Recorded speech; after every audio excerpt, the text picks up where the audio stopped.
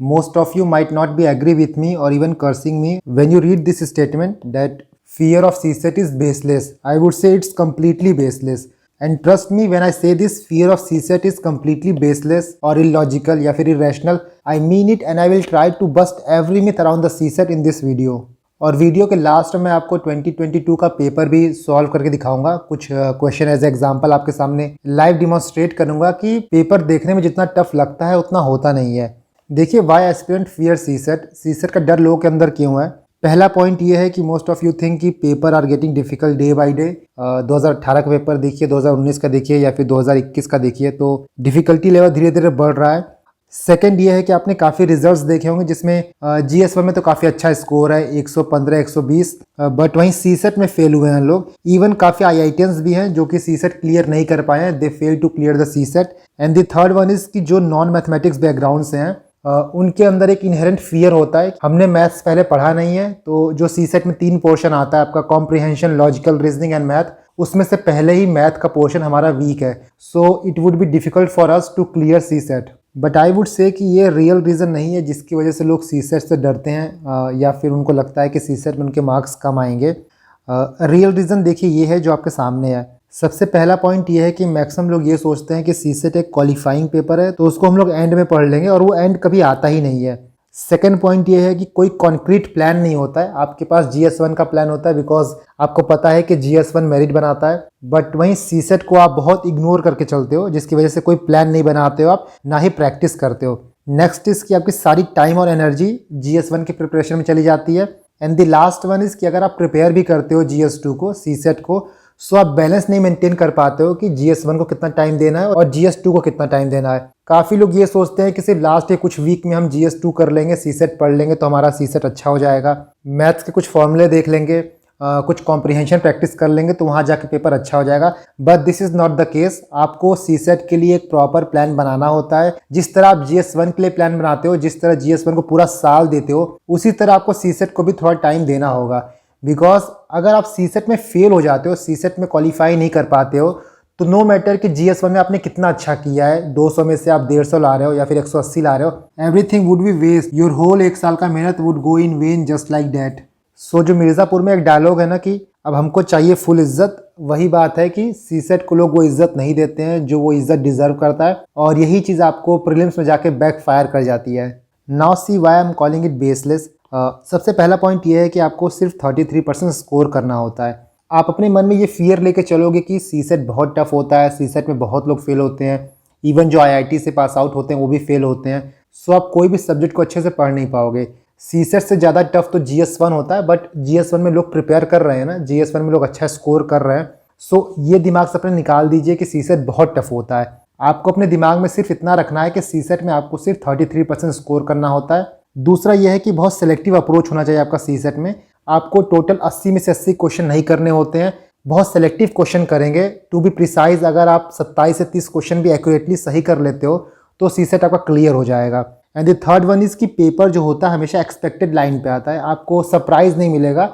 हो सकता है किसी ईयर कॉम्प्रिहेंशन टफ आ जाए तो मैथ ईजी आ जाता है, किसी ईयर मैथ टफ आ जाए तो कॉम्प्रिहेंशन ईजी आ जाता है। हो सकता है कि दोनों ही टफ आए, बट पूरे पेपर में आई अश्योर यू कि आपके पास इनफ क्वेश्चंस रहेंगे सॉल्व करने के लिए, अगर आप प्रैक्टिस करके जाओगे तो, अगर आप पेपर को पहले से प्लान करके जाओगे तो। देखिए अगर आपके पास कोई प्रॉपर प्लान नहीं रहेगा, कोई प्रैक्टिस नहीं रहेगी, तो easiest of the easy paper भी आपको टफ लगेगा। और इस चीज़ को मैं आपको एक एग्जाम्पल के थ्रू समझाता हूँ, मे बी आपको ज़्यादा अच्छी समझ में आए। ये क्वेश्चन आप देखिए, right to marry comes under which article, किस आर्टिकल के अंदर आता है? आर्टिकल 14, आर्टिकल 21, आर्टिकल 19 और आर्टिकल 24। आपने लक्ष्मीकांत अच्छे से पढ़ा होगा, आपने न्यूज़ अच्छे से पढ़ा होगा, आप करंट अफेयर अच्छे से कवर कर रहे होंगे। सो इसका आंसर काफ़ी सिंपल है। आर्टिकल 21 के अंदर आता है, राइट टू लाइफ के अंदर आता है। सुप्रीम कोर्ट ने हादिया केस में ये जजमेंट दिया था। ये क्वेश्चन आप किस कैटेगरी में रखोगे, ईजी या टफ कैटेगरी में? देखिए ये क्वेश्चन एक ईजी क्वेश्चन है, ये टफ क्वेश्चन नहीं है। किसी भी चीज़ को हम टफ कब बोलते हैं? मान लीजिए उसके बारे में आपने काफ़ी अच्छे से पढ़ाई की है, हर एस्पेक्ट कवर किया है, फिर भी उस पर्टिकुलर टॉपिक से क्वेश्चन एग्जाम में आ रहा है और आप एग्जाम में सॉल्व नहीं कर पा रहे हो, तब आप कहोगे कि ये क्वेश्चन टफ है, ये सब्जेक्ट टफ है।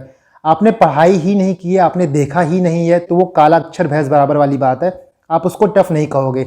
तो यही चीज़ सीसेट के साथ होता है। जिनका सीसेट क्लियर नहीं होता है, जिनका सीसेट बहुत मार्जिन से रुक जाता है, तो उन्होंने सफिशिएंट प्रैक्टिस नहीं की है, सफिशिएंट टाइम नहीं दिया है। मैं आपको गारंटी देता हूँ अगर आप सीसेट को अच्छे से टाइम दोगे, अच्छे से प्लान करोगे, एग्जाम से पहले आप अपनी एक स्ट्रेटेजी ड्रॉ करोगे, तो किसी भी हालत में आप सीसेट में नहीं फेल होगे। GS1 में आपका क्या मार्क्स आता है क्या नहीं आता है वो दूसरी बात है, बट सीसेट आपको नहीं ले डूबेगा। एक दूसरा क्वेश्चन आप देखिए, सेकंड क्वेश्चन आप देखिए कि यूपी में टोटल कितने डिस्ट्रिक्ट हैं।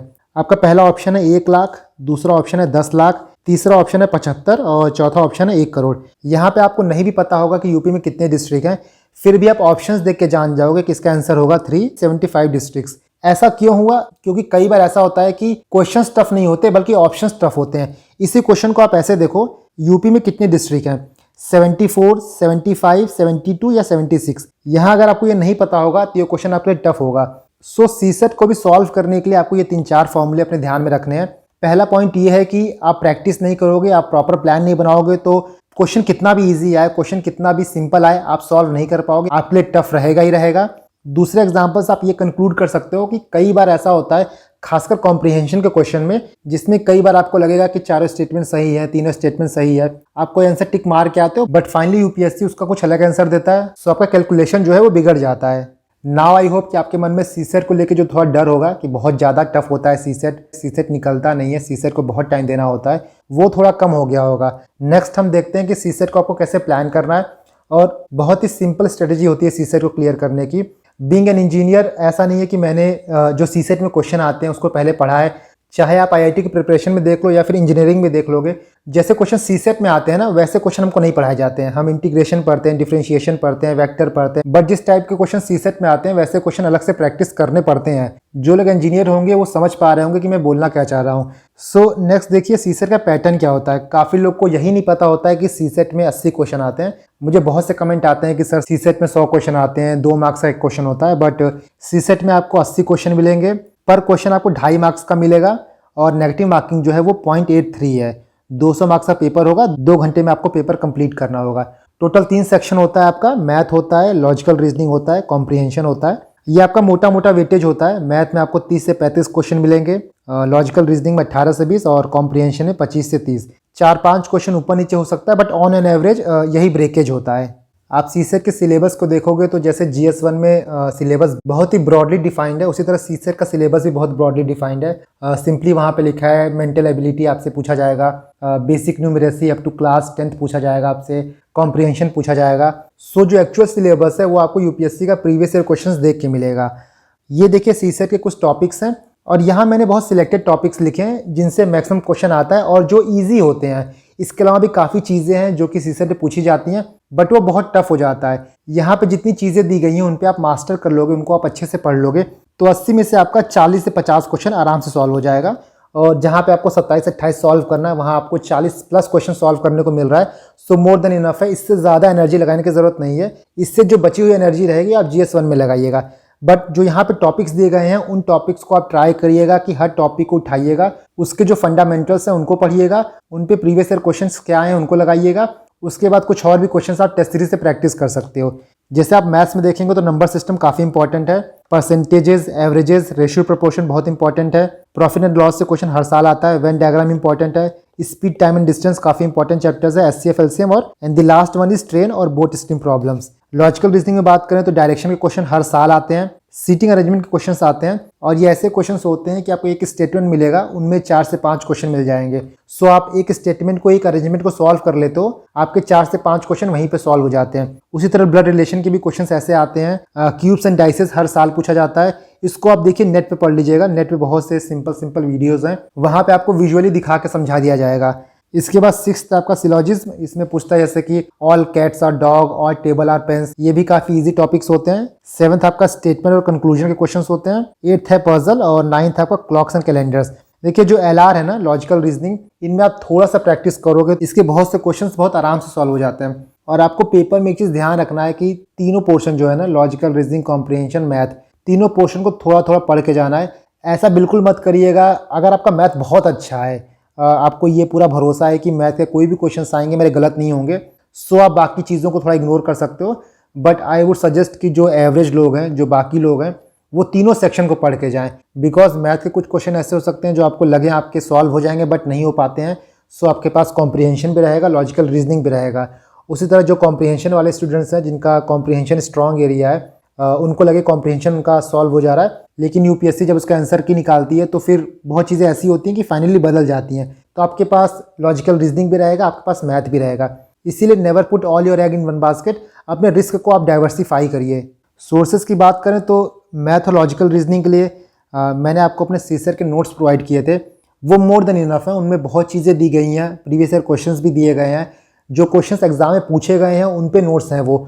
सो आप उनको पढ़ लेंगे तो आपके सीसर का जो मैथ और लॉजिकल रीजनिंग की प्रॉब्लम है वो सॉल्व हो जाएगी, और उसको आप मेरे टेलीग्राम चैनल से एक्सेस कर सकते हैं। मेरे टेलीग्राम चैनल का लिंक आपको डिस्क्रिप्शन बॉक्स में मिल जाएगा।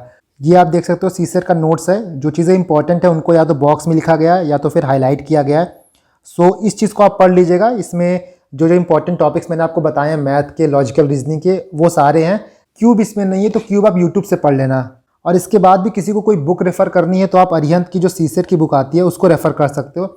उसमें आपको प्रीवियस ईयर क्वेश्चन के कुछ सॉल्यूशन मिल जाएंगे, प्लस कुछ क्वेश्चंस मिल जाते हैं प्रैक्टिस करने के लिए। सेकंड, हम इंग्लिश कॉम्प्रिहेंशन की बात करते हैं तो उसके लिए सबसे बेस्ट रिसोर्स है प्रीवियस ईयर क्वेश्चन। आप यूपीएससी के प्रीवियस ईयर क्वेश्चन को उठाइए। मैंने 2014 से लेकर 2022 तक के प्रीवियस ईयर क्वेश्चन को कंपाइल करके अपने टेलीग्राम चैनल पे डाल दिया था, तो उसको जाके आप डाउनलोड कर लीजिएगा। ये आप देख सकते हो, ये टोटल 2014 से लेके 2022 तक का, मतलब 8 साल का पेपर है। इसको डाउनलोड करके यूपीएससी के ऑफिशियल वेबसाइट से आप इसके आंसर की डाउनलोड कर लीजिए। उसके बाद जब आप कॉम्प्रिहेंशन सॉल्व करिए तो ये देखिए कि आपने क्या टिक लगाया है और यूपीएससी ने क्या टिक लगाया है। आई एम सेइंग कि आप यूपीएससी के PYQs इसलिए लगाइए बिकॉज जो यूपीएससी के कॉम्प्रिहेंशन होते हैं ना, वो टेस्ट सीरीज वाले मैच नहीं कर पाते हैं। दैट इज़ वाई आप यूपीएससी के कॉम्प्रिहेंशन सॉल्व करिए। आप लास्ट के 4-5 साल के सॉल्व कर लोगे तो आपको खुद अच्छा खासा आइडिया हो जाएगा। और बाकी कॉम्प्रिहेंशन के लिए no need to refer any separate book, PYQs more than enough है। Now few things you should keep in mind paper solve करते वक्त, अपनी स्ट्रेटजी बनाते वक्त। सबसे पहले यह है कि बहुत लोग ये पूछते हैं कि सर कब स्टार्ट करें, अभी से पढ़ें, बाद से पढ़ें, कितना मंथ पहले स्टार्ट करें। सो इसका देखिए एक सिंपल तरीका है। आप 2021 का और 2022 का यूपीएससी का पेपर उठाइए, पेपर को टाइम बाउंड मैनर में सॉल्व करिए, 2 घंटे में सॉल्व करिए, और आप ये देखिए आपका कितना क्वेश्चन सही हो रहा है। अगर आपका 35 प्लस सही हो रहा है, डेट मीन्स कि आपकी तैयारी अच्छी खासी है, थोड़ा पॉलिश करने की ज़रूरत है, तो आप 1 अप्रैल से पढ़ना स्टार्ट करिए। अगर आपका 25 से 30 सही हो रहा है, डेट मीन्स कि थोड़ा ज़्यादा मेहनत करने की ज़रूरत है आपको, तो आप 1 मार्च से स्टार्ट करिए। और अगर आपका 20 से भी कम सही हो रहा है तो आप 1 फेब से स्टार्ट करिए। चाहे आप 1 अप्रैल से स्टार्ट करिए, 1 फेब से स्टार्ट करिए, या फिर 1 मार्च से स्टार्ट करिए। आपको 1-1 घंटा देना है दिन में, 1 घंटे से ज़्यादा मत दीजिएगा। देखिए ऐसा नहीं कि जब मैंने बोला है कि जिनका 20 से कम हो रहा है तो वो 1 फेब से 1 घंटा दें, तब वो ये सोचें कि यार 1 घंटा तो देना है, तो हम क्या करें कि हम अप्रैल में स्टार्ट करते हैं, हम 2-2 घंटा देंगे, 3-3 घंटा देंगे। देखिए प्रैक्टिस ऐसे नहीं हो पाती है, क्योंकि सीसेट जो है ना वो एप्टीट्यूड है। बेसिकली एक दिन में डेवलप नहीं होगा आपका कि आप एक दिन पढ़ के जाएंगे और सीधे एग्जाम में दे देंगे। एप्टीट्यूड डेवलप करने में थोड़ा टाइम लगता है। कॉम्प्रिहेंशन पढ़ोगे, कॉम्प्रिहेंशन समझोगे, उसमें थोड़ा टाइम लगेगा। कोई मैथ के क्वेश्चन करोगे, मैथ के फॉर्मूले को समझोगे, 4-5 क्वेश्चन लगाओगे, ये समझोगे कि पर्टिकुलर फॉर्मूले को कैसे अप्लाई किया जाता है। सो इन चीज़ों में टाइम लगता है। ज़रूरी नहीं है कि जो क्वेश्चन आप पढ़ के जाएँ वही क्वेश्चन आएगा, और आता भी नहीं है। पैटर्न सेम होता है बट क्वेश्चन सेम नहीं होगा आपका। इसीलिए उस फ्लो में आने के लिए ना आपको थोड़ा टाइम चाहिए। तो डिपेंडिंग अपॉन कि आपकी तैयारी कैसी है, आपका लेवल कैसा है, उस हिसाब से आप उतने पहले से स्टार्ट करिए पढ़ना। और 1-1 घंटा दोगे तो प्रेशर भी नहीं होगा आपके ऊपर कि मेरा GS1 का टाइम खत्म हो रहा है, और धीरे धीरे तैयारी भी आपकी होती जाएगी। लास्ट में जाके भी प्रेशर आपके ऊपर नहीं होगा कि सीसेट नहीं हुआ मेरा, वो सारा टेंशन खत्म हो जाएगा। नहीं तो लास्ट में सीसेट का टेंशन रहता है तो फिर GS की बहुत इंपॉर्टेंट चीज़ें हैं जो कि रिवाइज करनी चाहिए हमको लास्ट में, वो नहीं हो पाती हैं। तो आप पहले से ही टाइम दीजिए। आपको एक साथ कहा जाए कि आप 1 किलो चावल खा लो तो आप नहीं खा सकते हो, आपको पार्ट पार्ट में डिवाइड करना पड़ता है। सेम गोज फॉर सीसेट कि आप एक ही दिन सब कुछ नहीं पढ़ पाओगे। सेकंड यह है कि देखिए टाइम का इशू आता है सीसेट में, अनलाइक GS1 जहाँ पे सफिशिएंट टाइम होता है करने के लिए, बट सीसेट में क्वेश्चन में आप फंस जाओगे ना तो टाइम आपका वहाँ पे ख़त्म हो जाता है। सो कोशिश करिएगा कि किसी भी क्वेश्चंस को आप ईगो पे मत लेके चलिएगा कि मैंने मैथ तो पढ़ा है, मैं मैथ अच्छे से तैयार करके आया हूँ तो मैथ का क्वेश्चन तो मैं सॉल्व करके रहूँगा। थोड़ा टाइम देने के बाद क्वेश्चन सॉल्व नहीं हो रहा है तो आप आगे बढ़िए, क्योंकि पेपर में हो सकता है कि आगे और भी इजी क्वेश्चंस हों बट आप वहाँ तक पहुँच ना पाएँ, आप पहले ही फंस के रह जाएं। लास्ट में घर पे आके देखो तो आपको पता चलेगा कि ये क्वेश्चन तो ईजिली हो जाता है, ये क्वेश्चन सीटर्स था। सो वो रिग्रेट ना हो, इसीलिए किसी भी क्वेश्चन पे फंसना नहीं है, थोड़ा टाइम देना है। सॉल्व हो रहा है तो हो रहा है, नहीं हो रहा तो आगे बढ़ जाइएगा। सेकंड, कुछ हैक्स हैं, हैक्स क्या कुछ ट्रिक्स कह सकते हैं आप अलग अलग सेक्शन को सॉल्व करने के। जैसे मैथ हो गया तो मैथ में आप कॉम्प्लेक्स क्वेश्चन को ना हाथ मत लगाइएगा। दूसरा है कि कई बार ऐसा होता है कि आप क्वेश्चन के ऑप्शंस को आप क्वेश्चन में रख के देखिए तो वहाँ पे सॉल्व हो जाता है। इसके बाद मैथ में आप फॉर्मूला शीट बना लीजिएगा, कुछ ट्रिक्स बना लीजिएगा। जब आप प्रीवियस ईयर क्वेश्चंस लगाओगे जो मैंने नोट्स दिया उसको पढ़ोगे, सो बहुत चीज़ें आपको मिलेंगी, बहुत ट्रिक्स मिलेंगे, बहुत फॉर्मूला मिलेगा। तो उसको आप एक A4 शीट में लिख लीजिएगा। लास्ट टाइम पे रिवीजन करने में काफ़ी हैंडी आता है, जब पेपर 1 पेपर 2 के बीच में गैप मिलता है, तो आप इसको रिवाइज कर सकते हो। And the last one is कि हो सकता है कि मैथ के क्वेश्चन पहली नज़र में देखने में आपको कुछ बड़े लगे। एक दो क्वेश्चन ऐसा होता है जो काफ़ी लेंदी होता है, बट उनको एक बार आप पढ़ लीजिएगा, एटलीस्ट एक बार रीड करिएगा। कई बार ऐसा होता है कि वो क्वेश्चन ईजी होते हैं, बस वो स्टेटमेंट लेंदी होता है बट उसका सॉल्यूशन बहुत ईजी होता है। तो सिर्फ स्टेटमेंट को देख के कि ये लंबा क्वेश्चन इसको छोड़ देते हैं, वो मत करिएगा। कॉम्प्रिहेंशन की बात करें तो देखिए, जो लॉन्ग पैसेजेस होते हैं ना, उनमें अगर एक से ज़्यादा क्वेश्चंस होंगे उनको तभी पहले पढ़िएगा, नहीं तो सबसे पहले आप टारगेट शॉर्ट पैसेजेस को करिएगा। इसके बाद कॉम्प्रिहेंशन में कई बार ऐसा होता है कि इंग्लिश के पैसेज थोड़ा पढ़ने में डिफिकल्ट लगते हैं, उस टाइम पे आप हिंदी का जो ट्रांसलेशन है ना वो पढ़ लीजिएगा, बहुत हैंडी आता है। कई बार मैंने क्वेश्चन को सॉल्व किया हिंदी वाला पढ़ के, सो वो आप कर सकते हो। बाकी ये दोनों चीज़ बहुत इंपॉर्टेंट है। देखिए, जब आपके पास टाइम की कमी हो ना, तो आप एलिमिनेशन मेथड भी लगा सकते हो पैसेजेस में। कई पैसेज ऐसे होते हैं जहाँ पे आपको ऑप्शन पढ़ के ही लगेगा कि ये बहुत एब्सर्ड ऑप्शन है, ये ऑप्शन हो ही नहीं सकता है, सो आप उसको एलिमिनेट कर दीजिएगा। बट आप ये तभी करिएगा जब आपके पास टाइम काफ़ी कम होगा और आपको ये लगेगा कि सफिशिएंट क्वेश्चन मैंने सॉल्व नहीं किए हैं। इसके बाद कॉम्प्रिहेंशन लगाने का सबसे अच्छा तरीका ये होता है ना कि पहले आप ऑप्शंस पढ़ लीजिए, फिर पैसेज पे जाइए, उसके बाद फिर से आप ऑप्शन पे जाइए। इससे ये फ़ायदा होता है कि आपको पता होता है कि आपको पैसेज में क्या चीज़ खोजना है। आप पहले पैसेज पढ़ोगे, फिर आप ऑप्शंस पे जाओगे, वापस फिर पैसेज पे जाओगे, फिर ऑप्शंस पे जाओगे, सो इसमें काफ़ी टाइम जाता है। सबसे अच्छा ये होता है कि आप ऑप्शन देख लीजिए, ऑप्शन में क्या क्या टर्म्स दिए हैं, और उन्हीं चीज़ को आप पैसेज में खोजिए। फोर्थ ये है कि पहले किस सेक्शन को अटेम्प्ट करें। काफ़ी लोग ये पूछते हैं। देखिए, किसी की बात मत सुनिए, मैं तो डायरेक्टली आपको कहता हूँ कि कोई आपको बताए कि आप पहले मैथ करो, पहले रीजनिंग करो, पहले कॉम्प्रिहेंशन करो, किसी की आप मत सुनिए, बिकॉज सबका अपना एक बायस्ड ओपिनियन होता है। किसी का मैथ स्ट्रांग होगा तो वो कहेगा कि आप मैथ से स्टार्ट करिए, किसी का कॉम्प्रिहेंशन होगा तो वो कहेगा कॉम्प्रिहेंशन से स्टार्ट करिए।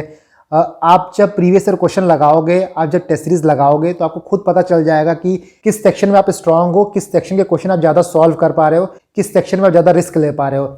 उसी हिसाब से आप अपनी स्ट्रेटेजी बनाइए कि आपको पहले कॉम्प्रिहेंशन सॉल्व करना है कि मैथ सॉल्व करना है। स्पेसिफिकली मेरी बात करें तो मैं पहले मैथ सॉल्व करता था। रीज़न भी कि मैथ आप लास्ट में जाकर सॉल्व नहीं कर पाते हो।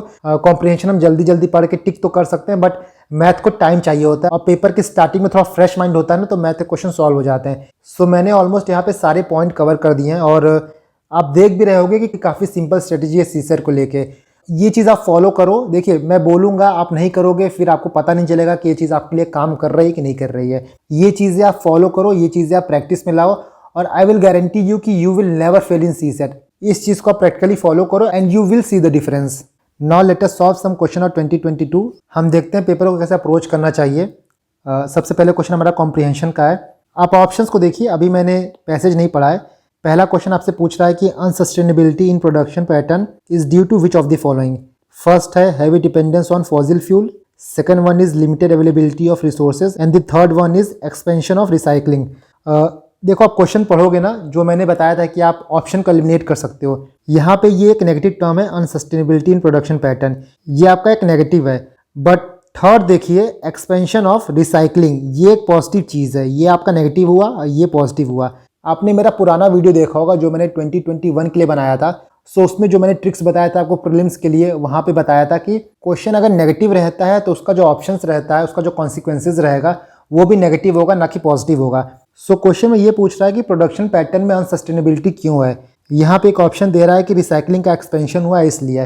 सो मेरे हिसाब से ये स्टेटमेंट गलत होना चाहिए। अगर आप पैसेज को पढ़ेंगे, यहाँ पे देखिए, some developed countries have begun to elevate the worst effect by expending recycling and investing in public transport. So recycling का यूज जो है वो प्रॉब्लम को एलिवेट करने के लिए हो रहा है। डेट मीन्स कि ये गलत है, तो आपका डी गलत हो गया, आपका सी गलत हो गया। जहाँ जहाँ 3 था वो गलत हो जाएगा। 2 कॉमन है, 2 मतलब सही है आपका। 1 देखिए आपका heavy dependence on fossil fuel. पहला स्टेटमेंट ये आप देखोगे, current production model rely heavily on fossil fuel. Date means कि आपका ऑप्शन ए सही है, 1 and 2 आर करेक्ट। सो यहाँ पे आप देख रहे हो, यहाँ पे 2 ट्रिक लग रहा है। पहला ये है कि हमने ऑप्शंस को पहले पढ़ा है, दूसरा ये है कि यहाँ पे एलिमिनेशन भी आप लगा सकते हो। Now read the second one. Developed countries can support developing countries transition to sustainable human development by, पहला आपका making clean energy sources available at low cost, दूसरा आपका है providing loans for improving their public transport at nominal interest rate, तीसरा देखिए encouraging them to change their production and consumption pattern. यहाँ भी आपने ऑप्शन पढ़ लिया। Now go back to passage. यहाँ पे देखिए था क्लीन एनर्जी सोर्सेज। अब आप पैसेज में सर्च करिए क्लीन एनर्जी कहाँ पे है। सो यहाँ पे आप देख सकते हो, but most developing countries are hampered by high cost and low availability of clean energy. तो डेट मीन्स कि आपका पहला सही हो गया, बिकॉज वहां पे ये चीज दिया गया है कि डेवलपिंग कंट्रीज के पास क्लीन एनर्जी के सोर्सेज बहुत कम है, सो डेवलप कंट्री उनको हेल्प कर सकते हैं by making it available at low cost. Date means कि आपका 1 सही हो गया, इसका मतलब सी आपका खत्म हो गया। नाउ जब आप स्टेटमेंट 2 और 3 पढ़ोगे, एक्सप्लिसिटली पैसेज में कहीं मेंशन नहीं है 2 और 3 के बारे में, बट यहाँ पे आपसे बोला है कैन। अब देखो यहाँ पे यूपीएससी के ऊपर आ जाता है कि इस पर्टिकुलर स्टेटमेंट को कैसे इंटरप्रेट करता है। अगर वो सिर्फ और सिर्फ पैसेज को लेके चलेगा तो इसका आंसर हो जाएगा ओनली 1, बट थोड़ा ब्रॉड व्यू लेगा तो इसका आंसर हो जाएगा 1, 2 और 3, बिकॉज 2 और 3 डायरेक्टली मेंशन नहीं है, बट आप इन्फ्लुएंस निकाल सकते हो कि ऐसे भी डेवलप कंट्री हेल्प कर सकती है डेवलपिंग कंट्री को। सो आप देख रहे हो ऐसे क्वेश्चन होते हैं जहां पे डाउट आ जाता है, बिकॉज मान लीजिए आप 1 लगा के आओ बट यूपीएससी इसका डी दे दे, आप डी लगा के आओ यूपीएससी इसका ए दे दे। Now move on to second passage. पहले हम इनका स्टेटमेंट देख लेते हैं। According to the passage given below, deforestation and inundation will ultimately lead to which of the following. पहला आपका है डिप्लीशन ऑफ सॉइल रिसोर्सेज, दूसरा है shortage of land for common man, third आपका है lack of water for cultivation. So यहाँ पे आप सेकंड स्टेटमेंट को देखेंगे, जब भी डिफॉरेस्टेशन होगा, डिनंडेशन होगा, तब जो लैंड है ना वो इंक्रीज होगी ना कि डिक्रीज होगी। दैट मीन्स कि आपका दूसरा स्टेटमेंट यहाँ पे ऑटोमेटिकली गलत हो जाता है। जब आपका दूसरा गलत होगा तो आपका ए गलत हो जाएगा, बी गलत हो जाएगा एंड डी गलत हो जाएगा। दैट मीन्स कि आपका सी जो है वो सही है। इस क्वेश्चन में मैंने प्योरली एलिमिनेशन लगाया है और ये चीज़ें ना एग्जाम में जब आपके पास टाइम कम रहे तो यूज़ कर सकते हैं। इस क्वेश्चन को देखिए, ये एक लॉजिकल रीजनिंग का क्वेश्चन है। ऐसे क्वेश्चन के आगे सीक्वेंस में कौन सा नंबर आएगा, इस टाइप का क्वेश्चन को आप प्रैक्टिस से सॉल्व कर सकते हो। आपको यहाँ पे अलग अलग टाइप के परमुटेशन कॉम्बिनेशन लगाने पड़ेंगे। नंबर को प्लस करिए, नंबर को माइनस करिए, थोड़ा पैटर्न देखिए किस पैटर्न से बढ़ रहा है। जैसे यहाँ पे आप देखोगे तो पहले सेम यहाँ पे है, इसके बाद यहाँ पे बढ़ता हुआ क्रम है। डेट मीन्स यहाँ पे कुछ प्लस हो रहा है या फिर मल्टीप्लाई हो रहा है। आप 20 से 0.5 को मल्टीप्लाई करोगे तो 10 आएगा, 10 से 1 को मल्टीप्लाई करोगे तो 10 आएगा, 10 से 1.5 को मल्टीप्लाई करोगे तो 15 आएगा, 15 से 2 को मल्टीप्लाई करोगे तो 30 आएगा, 30 से आप 2.5 को करोगे तो 75 आएगा, और 75 से आप 3 को करोगे तो 225 आएगा। डेट मीन्स कि आपका डी सही है। यहाँ पे आपका 0.5 से मल्टीप्लिकेशन बढ़ते जा रहा है। सो ये क्वेश्चन आपका प्योरली प्रैक्टिस पे है। ऐसे आप 4-5 क्वेश्चन प्रैक्टिस करोगे ना तो बहुत ईजिली ये क्वेश्चन सॉल्व कर लोगे। क्वेश्चन नंबर 6 देखिए, 2 friend X and Y start running and they run together for 50 meter. So यहाँ पे हम एक डायग्राम बना लेते हैं, ये स्टार्टिंग पॉइंट मान लेते हैं और दोनों 50 मीटर दौड़ रहे हैं। ये 50 हो गया आपका इन द सेम डायरेक्शन, तो सेम डायरेक्शन आपका ये हो गया। And reach a point, X turn right and run 60 meter. ये मान लीजिए एक्स है, ये राइट मुड़ गया और 60 मीटर दौड़ गया X. Y turn left and 40 meter, Y आपका लेफ्ट मुड़ के 40 मीटर दौड़ा, ये आपका वाई हो गया। Then X turn left and run 50 meter, यहाँ से एक्स का लेफ्ट ये होगा, ये 50 मीटर दौड़ा and stop. While Y turns right and run 50 meter, Y के लिए राइट ये होगा, ये भी 50 मीटर दौड़ा है, ठीक है। And then stop. How far the two friend from each other, दोनों एक दूसरे से कितना दूर हैं? सो यहाँ पे 40, यहाँ पे 60, ये एक दूसरे से 100 मीटर दूर है। सो ये बहुत सिंपल क्वेश्चन था। सो आप देख रहे हो कि मैंने अभी 5 क्वेश्चन सामने आपको सॉल्व कर दिए हैं। आपको 27-28 क्वेश्चन सॉल्व करने हैं, आपके पास अभी भी 70-72 क्वेश्चन बाकी हैं। सो आप प्रॉपर प्रैक्टिस करोगे, पेपर को स्ट्रेटेजाइज करोगे, पहले से आप प्लान रखोगे कौन सा क्वेश्चन सॉल्व करना है, कौन सा क्वेश्चन सॉल्व नहीं करना है, बहुत ईजी हो जाएगा सीसेट क्लियर करना। देखिए सीसेट में सबसे इंपॉर्टेंट चीज़ होता है ना क्वेश्चन को पिक करना। आप क्वेश्चन पिक करना समझ गए, आपको ये पता चल गया कि मुझे इस टाइप के क्वेश्चन एग्जाम में सॉल्व करने हैं, ये क्वेश्चन मैं करके आऊँगा, तो कोई भी रोक नहीं सकता आपका सीसेट बहुत आराम से क्लियर होने से। So I hope now you know how to actually prepare for CSET and how not to fail in CSET ever again.